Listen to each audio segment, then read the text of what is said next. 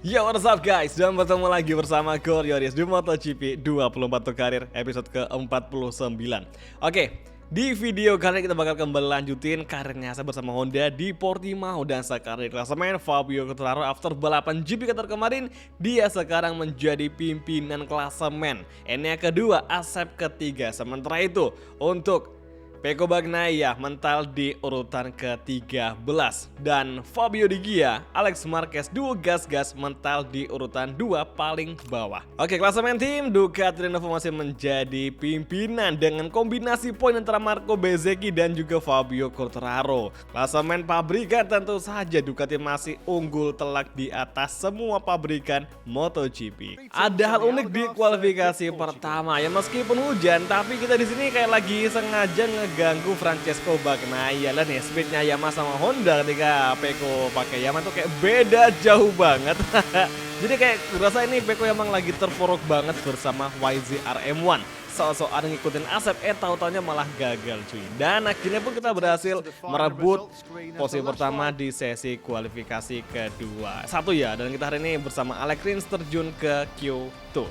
Dan lagi-lagi lu kemarin ini nggak berkejutan dengan dia bisa untuk masuk ke Q2 lagi tanpa harus di Q1. Dan hasilnya Asep Surasa bersama Honda start ketiga. Dan seperti biasa dominasi dari duo Pramac Racing masih menjadi yang paling terbaik. Jorge Martin Pole disusul oleh Enea yang ada di posisi kedua. Sementara itu duduk di faktori itu Marco Bezzecchi dan juga Fabio Quartararo start di 5 besar. Dan sekarang sprint race mode, cuaca cloudy tapi tidak ada potensi untuk hujan. Double soft kita gunakan, bensin kita kurangi dan langsung saja kita mulai sprint race di round kedua. Portugal Grand Prix is on the way. Menuju Force Corner, kita akan mencoba light braking agar bisa kembali masuk di tempat ketiga. Namun akhirnya kita malah ada collision dengan Fabio Quartararo sehingga Fabio Quartararo melebar dan terjatuh. Akankah Surasep dihukum atau diganjar long lap penalty? Oke, saat ini Enea kita overtake juga. Namun yang diinvestigasi malah Tony dan juga Fabio Quartararo. Aneh sekali, entah kenapa kita yang nge-crashing Fabio Quartararo malah si Tony yang diinvestigasi. Dan kini serangan dari Enea datang menghampiri Asep dan kini Asep terpaksa melebar untuk bisa menghindari kontak dengan Enea Bastian ini. Dan Tony Arbolino sudah dipastikan dia dihukum long lap penalty. Agak aneh sama hukuman di MotoGP World. Oke, Enea melebar, kita susul di exit corner namun ditanjakan kita belum bisa mengimbangi akselerasi dari Desmo GP24. Kemudian di tikungan ke-10, tikungan ke-11 semakin rapat. Step by step Asep kembali mencoba masuk di turn ke-13 dan Acosta dihukum long lap penalty juga. What happened? Baru lap pertama dua rider sudah dihukum atau diganjar, dijatuhkan long lap penalty. Oke, exit corner. Lap pertama akan segera usai. Kita masih terus berusaha keras sembari berkutik-kutik untuk bisa menyusul Enea Bastian ini. Kemudian RHD on mencoba Steel Dream. Kita ambil dari sebelah kiri menuju Force Corner. Akhirnya Asep mengovertaking Enea Bastian ini di lap kedua di braking zone tikungan pertama. Dan saat ini Jorge Martin sudah berada di depan pandangan kita. Akankah Jorge Martin bisa disusul oleh Asep Surasep sebelum finish line? Semoga saja. Marco Bezzecchi, Miguel Oliveira melengkapi 5 besar. Sementara itu Marc Marquez di posisi ke-6. Oke, tikungan hairpin alias tikungan ke-5. Tikungan kedua tersulit di Portimao. Kemudian menuju tikungan ke-8. Hati-hati, kita nyaris menginjak krep bagian luar. Aneh banget kita nggak nginjak warna hijau, kok malah kena hukuman ya, aneh banget. Terus oke lah. Oke, kembali ke racing line dan kini di turn ke-10 masih Jorge Martin dan Surasep mistake. Problem utama dari Honda di pengereman yang sangat sulit untuk dikendalikan. Tapi saat ini Kita overtake kembali ini ya, dan kita perlu lebih early braking. Namun kembali Asep mengovertaking ini ya bagian ini, dan kini ini kembali melawan dari inside line. Kita overtake kembali inside. Nice. Oh, gagal, kita nginjak grab. Kalau nggak nginjak grab mungkin kita langsung bisa untuk menggeser ini lagi. Namun kita malah menginjak, tapi nggak masalah. Semoga aja di main straight. Oke, side by side di lurusan ini melawan Desmo GP24, dan ini motor kita gila, wheelie-nya parah banget cuy. Oke, kemudian braking zone. Nah, satu hal yang paling gue rasakan di Portimao ini antara Yamaha dan juga Honda itu paling kerasa di pengereman turn 1. Waktu masih pakai Yamaha gue berani untuk head braking di turn 1. Bahkan brakingnya itu di ujung dari kerbnya sebelah kiri. Namun pakai Honda kita nggak berani ngelakuin hal semacam itu karena ini ya Bastianini kencang sekali. Dia mampu mengovertake dan astaga. Masalah utama Honda langsung menghampiri kita di last lap. What happened? Gila, ini motor kacau sekali. Kacau parah. Wah, kacau sih ini. Masalah pengereman doang ngebikin kita frustasi cuy. Oke, kita overtake Marquez dan juga hampir Miguel. Namun di exit corner, Marc Marquez kembali melawan. Oke, perebutan tempat kelima. Asep sekarang ini terpental di urutan ke-6. Entry corner, tikungan ke-11. Step by step, fokus ke fighting. High speed corner lagi, kemudian menuju tikungan ke-13. Masuk kita overtaking Marc Marquez dan akhirnya Ducati Grace ini kita overtaking. Namun Marquez kembali melawan. Oke, kita buka ruang. Kemudian kita overtake kembali Marc Marquez dari inside line dan menuju tikungan ke-15. Last sektor. Kita defense Marquez. Dan sangat disayangkan Asep Surasep gagal finish di podium untuk sprint race di Portugal Grand Prix dan terpaksa finish di urutan kelima. Gila, ini Honda makin kesini makin kerasa parahnya sih di pengereman cuy. Itu parah banget. Sama di akselerasi lebih lambat ketimbang Yamaha, tapi di top speed kayak bener-bener rudal sekali sih, bisa ngalahin Ducati. Oke, Fabio Quartararo out of the race, seorang diri dia tidak finish di balapan kali ini. Klasemen rider, Fabio masih menjadi pimpinan. Ini yang kedua dan Asep ketiga. Nggak ada perubahan di 12 besar. Kemudian sama tim nggak ada perubahan, terus sama memberikan juga sama aja, nggak ada perubahan. Dan sekarang main race event dengan suhu trek 37 derajat Celcius. Untuk hari ini kita akan lebih harus tampil maksimal lagi. Setelah tadi di after balapan sprint kita gagal masuk di podium, semoga aja di main race kali ini kita bisa comeback dan masuk di zona podium untuk membayar kesalahan kita di balapan sebelumnya. Ini start kedua Jorge Martin Pol, dan hari ini soft medium kita gunakan. Langsung saja kita mulai race kali ini. Let's go. Oke semua, dan inilah dia untuk series kelas MotoGP Main Race Event round kedua. It's on the way.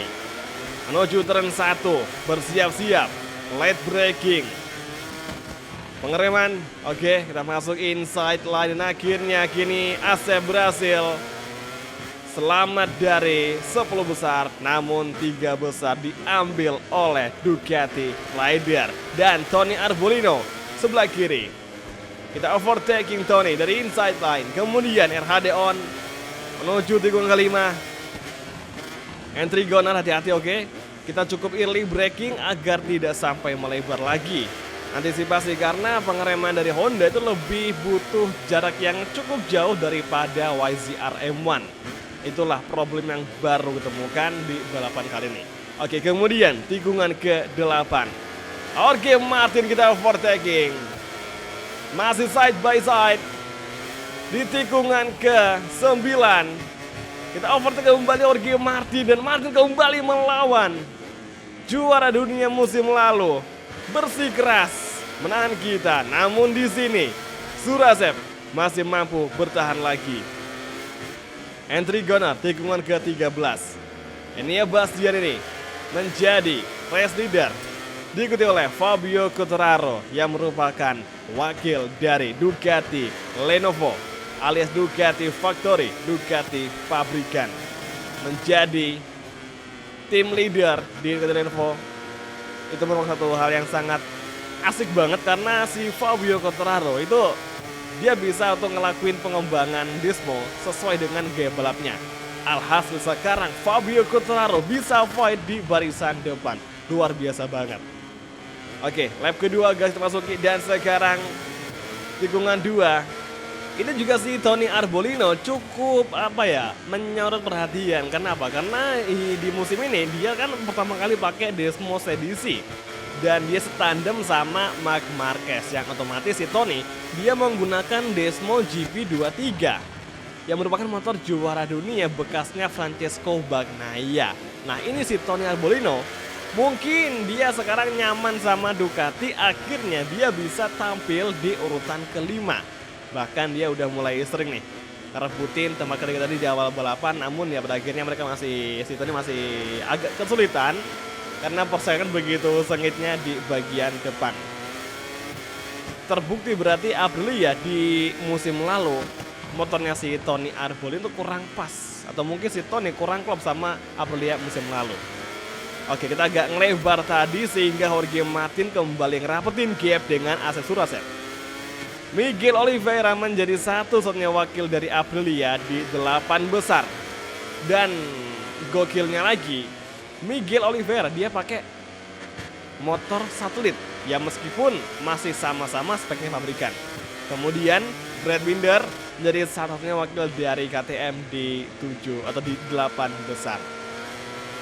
12 Ducati, kemudian 456 Ducati. Sementara itu Honda menjadi satu-satunya wakil dari Jepang yang masuk di podium 3. Oke, Force Corner. Oh iya, gue masih lupa nih buat ngingetin ke kalian. Ini kan si Luca Marini lagi sayangan sama kita. Nah, sementara kan si Luca Marini masih menjadi pimpinan tim atau tim leader yang pasti dia ngepegang penuh kendali pengembangan motor. Nah, sekarang ini kita lagi rebutan sama si Luca Marini. Honda bakal ngepilih di antara kita berdua berdasarkan hasil dari 3 balapan awal dari seri Lusail, kemudian Portimao, dan besok di Race GP Austin. Untuk sementara gap kita sama Luca Marini itu selisihnya 34 poin. Kita unggul dari Luca Marini. Secara data kita dipastikan akan bisa memenangi duel kali ini atau battle dengan Luca Marini sebagai perebutan tim leader di Repsol Honda. Yang penting di race kali ini kita bisa finish dan ngedapetin poin yang sangat maksimal dan juga di race selanjutnya. Semoga saja. Oke guys, lap ketiga sudah berlangsung setengah lap. Masuk ke tikungan ke-13. Gap dengan Fabio Quartararo 2,7 detik. Dan gap dengan Enea Bastianini sebagai race leader terpaut 3,3 detik, jauh sekali. Namun gap dengan Jorge Martin semakin mendekat. Akankah Jorge Martin mampu mengejar kita di lap keempat hingga lap ke-6? Dan Enea masih menjadi fast lap of the race. Menuju turn 1. Kita mencoba cukup late braking, berdoa semoga tidak melebar, dan akhirnya bagus kita nggak melebar meskipun nyaris kita nginjak rep dan masih bisa kita kendalikan. Nah, mungkin buat yang belum notice juga, ini untuk settingan dari ECU kita guys ya. Ini dari bagian traction control atau TCS sama anti wheelie nih yang ada di pojokan kanan bawah. Itu kan kalau pakai Yamaha nggak pernah pakai itu TCS sampai full 5. Kalau balapan kali nggak pernah sampai full 5, kadang juga AB pun nggak sampai full 5. Nah, di sini pakai Honda ini wajib gue naikin semuanya ke paling mentok. Karena apa? Karena sesusah itu buat kita nunggangin Honda. Ya emang sih ini motor ada potensi buat kenceng, sekarang terbukti. Namun ya kita butuh effort yang lebih daripada pakai Yamaha kemarin. Makanya ini kita sampai bela-bela ini ECU-nya kita naikin semuanya. Kita pangkas semua traksinya dan juga anti wheelie. Karena ya emang sesulit itu buat ngenanganin Honda RC213V. Kita harus lebih effort, lebih bandel buat ngendarain ini motorku. Oke, kemudian last sektor, lap keempat. akan segera usai.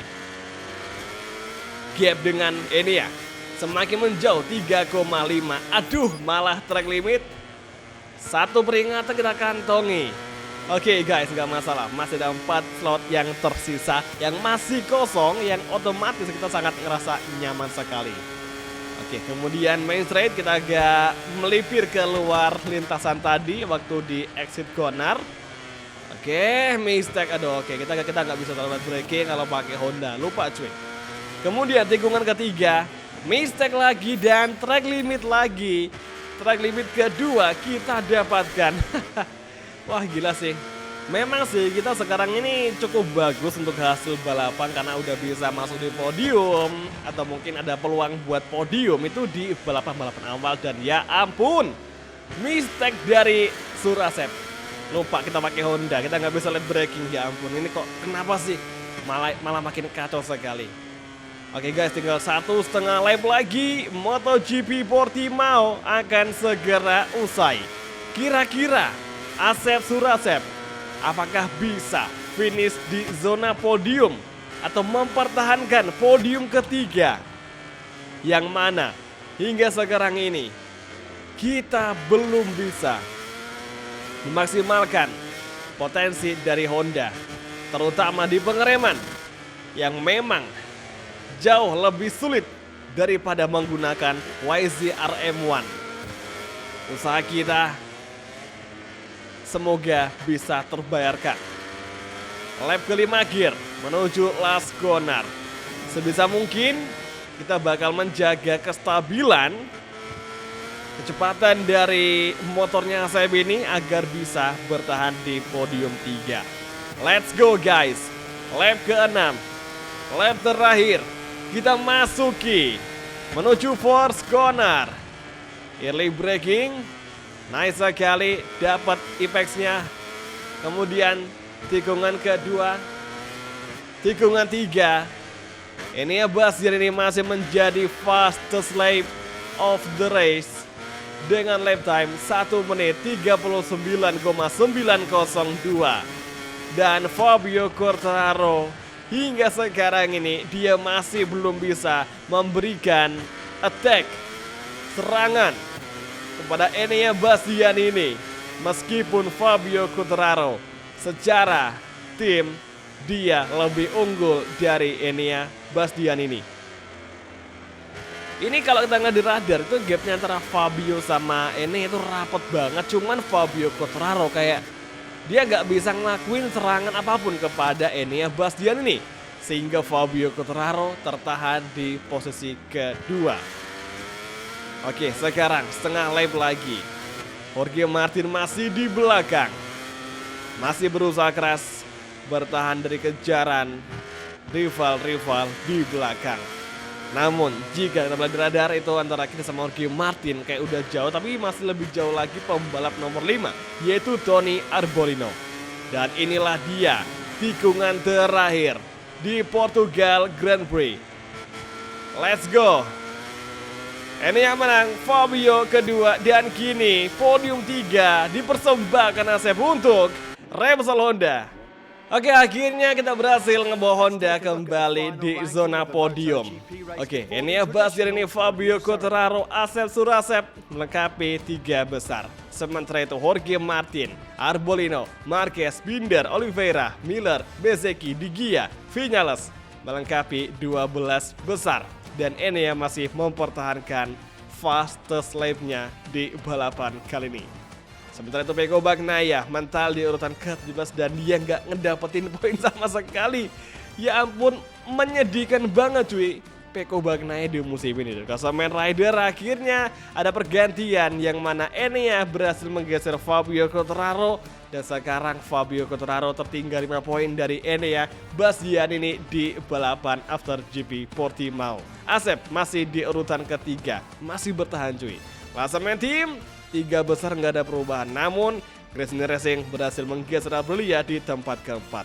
Pabrikan klasemen Honda akhirnya bisa menggeser Aprilia untuk tempat kedua. luar biasa. Semoga saja besok di Race GB Austin alias di Circuit of the Americas, semoga saja kita bisa tampil seperti ini dan membawa pulang poin yang sangat banyak untuk kita kumpulkan di persaingan musim ini.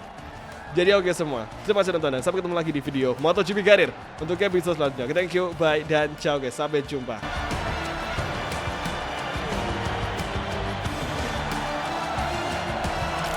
The Italian flag is waving on the podium. Bastianini won the race like a true champion by keeping everyone in his way. A real triumph.